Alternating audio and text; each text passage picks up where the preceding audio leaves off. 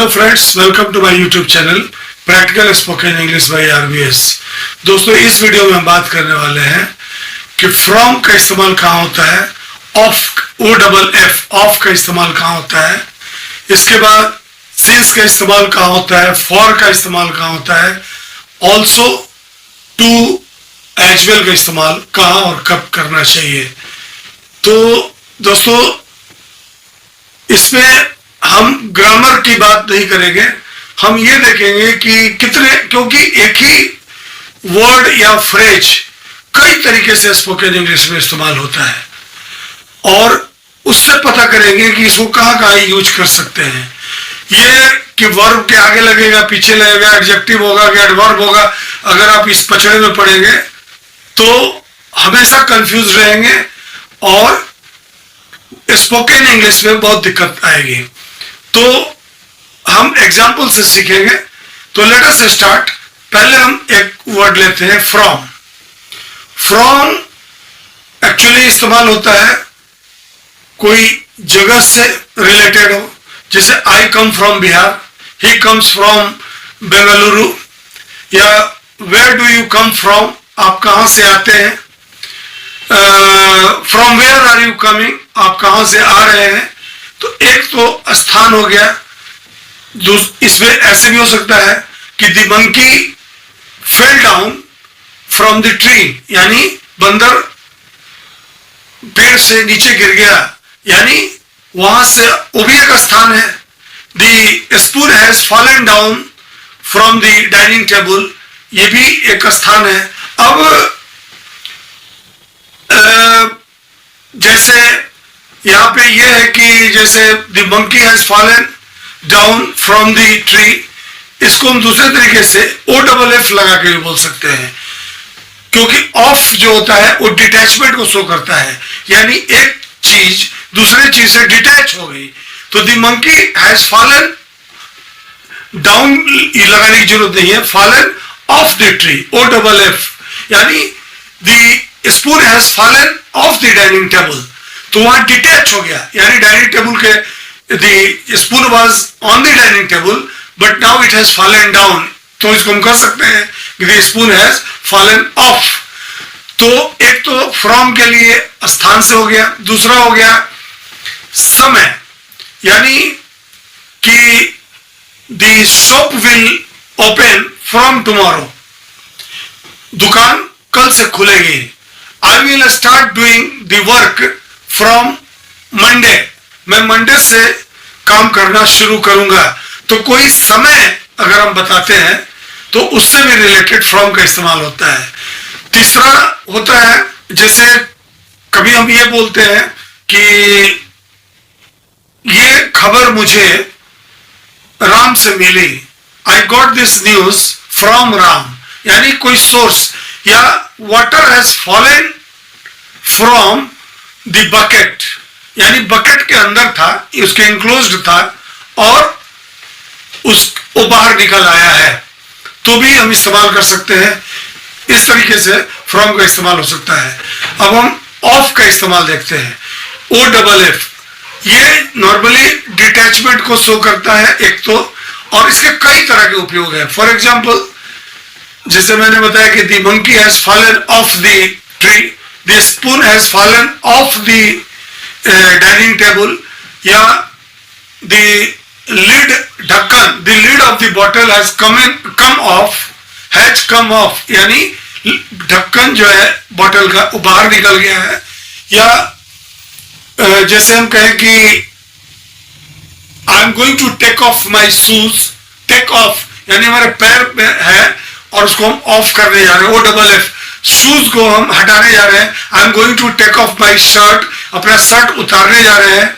या switch off the light, my mood is off, turn off the burner, burner जल रहा है उसको बंद कर दो। या he is off to Mumbai, वो मुंबई चला गया है, यानी ही वॉज समवेयर एल्स, वो कहीं और था और कहीं और चला गया। तो इस तरीके से OFF नॉर्मली डिटैचमेंट को शो करता है, कोई वस्तु एक जगह से दूसरे जगह चली गई, हो गई तब ओ डबल एफ का इस्तेमाल करते हैं। और कई जगह ऑफ और फ्रॉम भी दोनों इस्तेमाल हो सकता है। From now onwards we are going to meet regularly. अब आज के बाद, फ्रॉम नाउ ऑनवर्ड्स, यहां भी टाइम बता रहा है। फ्रॉम नाउ ऑनवर्ड्स, अभी के बाद हम रेगुलरली मिलने जा रहे हैं। We are going to meet each other regularly, एक दूसरे से रेगुलरली मिलने जा रहे हैं। अब दोस्तों, सिंस और फॉर का इस्तेमाल कब होता है? सिंस का इस्तेमाल तब होता है जब हम कोई स्पेसिफिक टाइम बता रहे हो। जैसे हम सुबह से बैठे हुए हैं, तो I am sitting since morning, ये स्पेसिफाई कर दी है।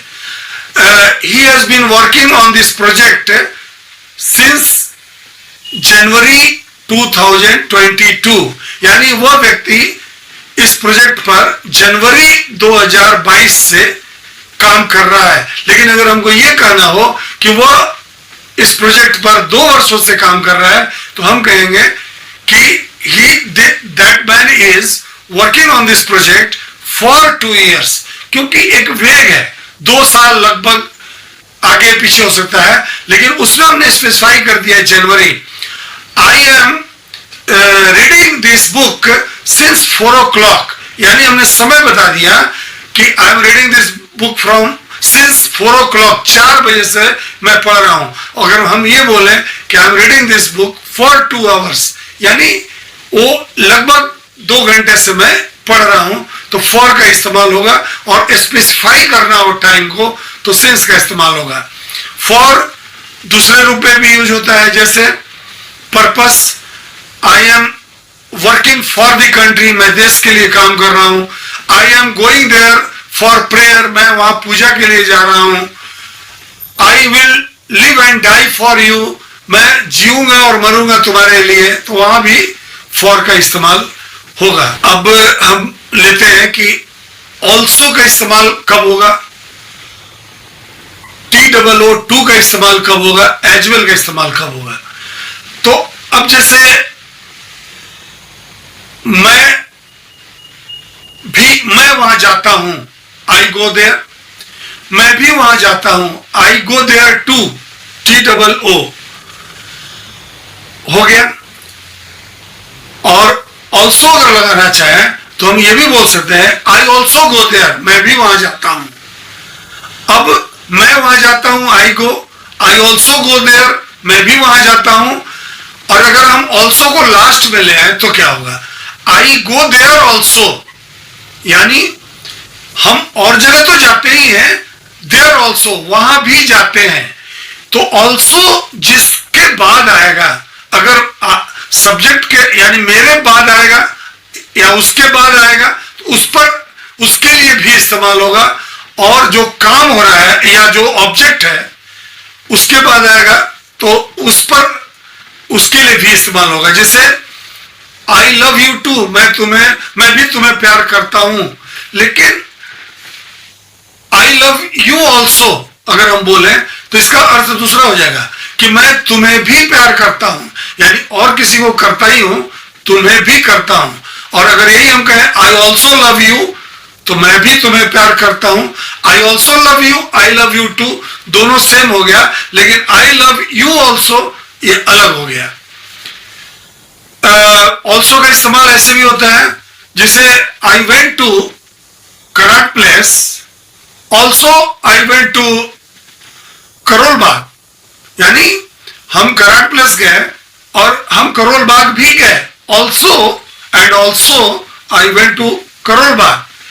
I have read Mahabharata and also I have read Ramayana, यानी हमने महाभारत पढ़ा है और हमने रामायण भी पढ़ा है।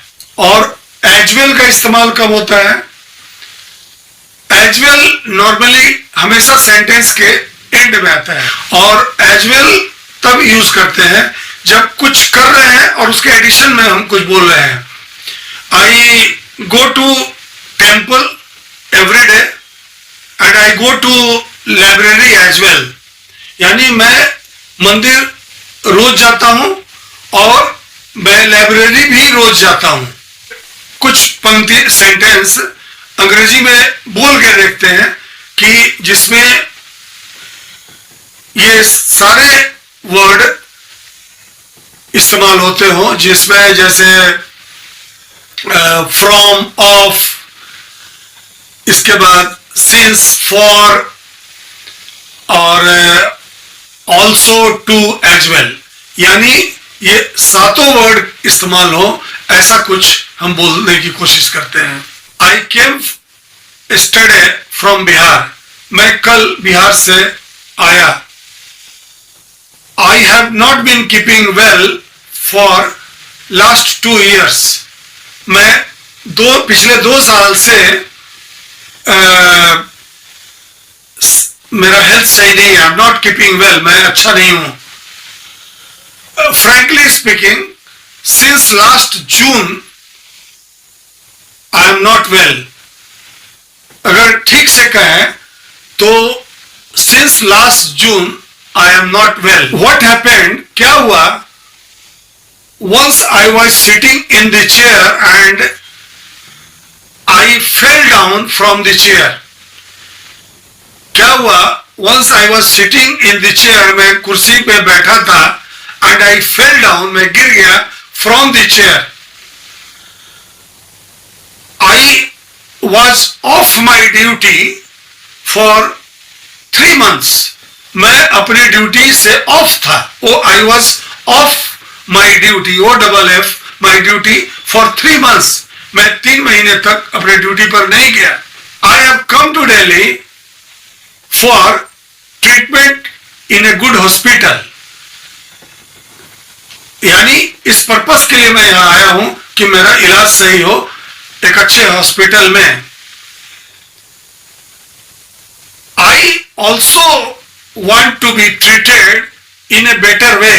मैं भी I want to be treated, मैं चाहता हूं to be treated in a better way, मैं चाहता हूं कि मेरा भी इलाज अच्छी तरह हो। तो I also, मैं भी I will go to hospital tomorrow and I will ask the doctor for proper treatment as well. यानी कल मैं हॉस्पिटल जाऊंगा and I will ask the doctor, यानी मैं डॉक्टर को पूछूंगा for proper treatment as well, यानी अपने इलाज के बारे में भी पूछूंगा। तो 2 काम मुझे करना है, एक तो मुझे डॉक्टर के पास कल जाना है and additionally in as well हमें अपने इलाज के लिए भी पूछना है। तो tomorrow I will go to the doctor and I will ask for my treatment as well. तो इस तरीके से दोस्तों from, off, since, for, also, to और एज वेल का इस्तेमाल हम कर सकते हैं। बाकी प्रैक्टिस करें और कैसे कैसे इसको बोला जा सकता है। हम घर में भी बैठे होते हैं तो बोलते हैं कि please switch off the light, please take off your shirt, take off your dress, please don't fall off the bed, यानी अपने बेड से गिर मत जाओ। just see that child has fallen off the bed, या see that child has fallen from the bed. I am working on this project for so many years but I am not successful. From where do you come? Where do you hail from? HAIL, आप कहां से आते हैं? Where do you hail from? Last में भी लगता है।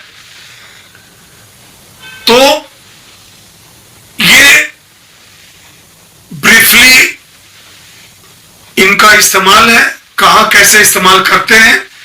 बाकी आप जितना प्रैक्टिस करेंगे, सुनेंगे, पढ़ेंगे, बोलेंगे, सिमिलर सेंटेंस बनाएंगे, आपको धीरे धीरे इसका इस्तेमाल आ जाएगा और आप बोलना सीख जाएंगे। ऐसा स्पोकन इंग्लिश में हार्ड एंड फास्ट नहीं है कि जहां ऑल्सो लगता है वहां टू नहीं लगाएंगे, टू लगता है एज वेल नहीं लगाएंगे, लेकिन आपको इस्तेमाल करने से ही धीरे धीरे पता चल जाएगा कब लगाना अप्रोप्रिएट लगता है, कब लगाना अप्रोप्रिएट नहीं लगता है। अब एक बात और है कि इंग्लिश ग्रामर क्या है। ग्रामर एक पर्टिकुलर समाज में, जैसे ब्रिटेन में, इंडिया में, अमेरिका में, वहां के लोग किस तरीके से इस्तेमाल करते हैं वो तरीका ही ग्रामर है। हम लोग ब्रिटिश इंग्लिश फॉलो करते हैं क्योंकि हम ब्रिटिशर्स के 200 साल गुलाम थे, हमने अंग्रेजी उन्हीं से सीखी, तो हम British accent, British grammar, British spelling, pronunciation इस्तेमाल करते हैं। इसके बावजूद बोलचाल में कोई बाइंडिंग नहीं होती है, कोई फिक्स्ड रूल नहीं होता है, क्योंकि जैसे हम हिंदी भी बोलते हैं तो कोई जरूरी नहीं है कि पूरा सेंटेंस बोले। हम जैसे बोले कि मैं आज मार्केट जा रहा था और वहां देखा कि काफी भीड़ थी, एक एक्सीडेंट भी हो गया था, इसको दूसरे तरीके से कर सकते हैं, आज तो मैंने देखा कि एक एक्सीडेंट भी हो गया था तब मैं जबकि मार्केट जा रहा था। तीसरे तरीके से कर सकते हैं, आज बहुत भीड़ थी मार्केट में, मैं जब जा रहा था तो मैंने देखा कि कोई गिर गया, वो शायद एक्सीडेंट हो गया था। सारी बातों का निष्कर्ष यही है कि एक एक्सीडेंट हुआ था और वो मैंने देखा, कब देखा, जब मैं जा रहा था। लाइकवाइज किसी भी लैंग्वेज में, अंग्रेजी में भी आप इसी चीज को कर सकते हैं कि today when I was going to market I saw it was very crowded and there was some accident. दूसरे तरीके से बोल सकते हैं I saw some accident had taken place when I was going to market, या ऐसे बोल सकते हैं it was highly crowded today when I saw and went to the market I saw there was an accident also। अब देखिए किसी का कहीं ट्रांसलेशन नहीं है, लेकिन तीनों सेंटेंस जो अंग्रेजी में भी बोले उसका मतलब आपको पता चल गया कि मैं मार्केट जा रहा था, मैंने देखा कि मार्केट में बहुत भीड़ है और कोई एक्सीडेंट हो गया था। तो दोस्तों इसी लिहाज से हमको हर चीज को सीखना है। हाँ, बेसिक समझ लेना है कि कौन सा शब्द, कौन सा बेसिक समझ लेना है कि कौन सा शब्द का इस्तेमाल कब करना ठीक रहेगा एप्रोप्रिएट इंडियन कॉन्टेक्स्ट में, यहाँ कैसे लोग यूज करते हैं और कैसे उलटफेर करके बोलेंगे और उसका मतलब क्या निकलेगा। इतना ही स्पोकन इंग्लिश का रिक्वायरमेंट है। तो अगर वीडियो अच्छा लगा हो तो, और आपने अभी तक मेरे चैनल को सब्सक्राइब नहीं किया है तो सब्सक्राइब करके बेल बटन दबा के ऑल क्लिक कर दें ताकि जब भी कोई हम वीडियो डालें तो उसका नोटिफिकेशन आपको तुरंत मिल जाए। लाइक शेयर भी जरूर कीजिए। मिलते हैं अगले वीडियो में कुछ अलग इंटरेस्टिंग टॉपिक लेके और उसको एक्सप्लेन करेंगे डिटेल में। तब तक के लिए bye, thank you very much, see you.